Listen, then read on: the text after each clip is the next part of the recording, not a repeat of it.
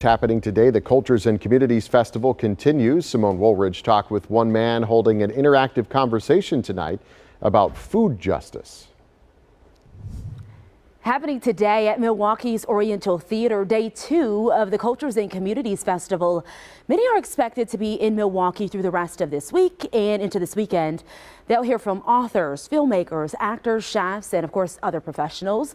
There are so many talented people here in the city who will get to showcase their talents here and really spark those conversations about inclusiveness and the American experience. But there are also people who are flying into Milwaukee for this festival.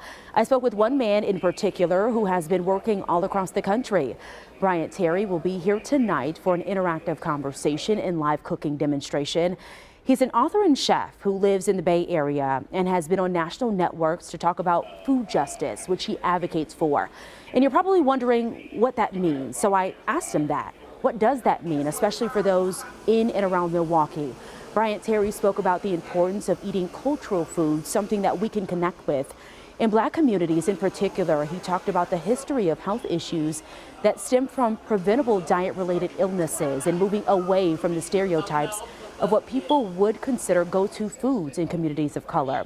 He suggested people look at foods like kale, peas, and turnips as ones we should turn to that are the foundation of African American foods, the same way ones many would eat decades ago. For years, this has been the root of Bryant Terry's work.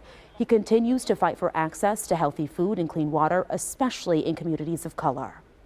Often we notice that there are a lot of corner stores, a lot of liquor stores, a lot of processed and packaged foods in those corner stores and liquor stores. And, what saddens me is that sometimes the same products that you'd find in a conventional supermarket that you find in these lower income neighborhoods, they're double the price. So people who are living on the margins and may not have a lot of disposable income, in general to pay for, better food, they're stuck in a situation where they have to pay a lot more for the foods that, just are readily available.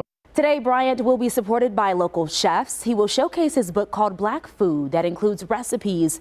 It really celebrates the richness and diversity through the African continent. So from authors to filmmakers to actors and just everyday people sharing their experiences through documentaries and different outlets.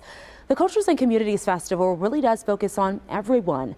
It's all about having healthy conversations and just having fun, sharing experiences that may be similar to someone who may not necessarily look like you.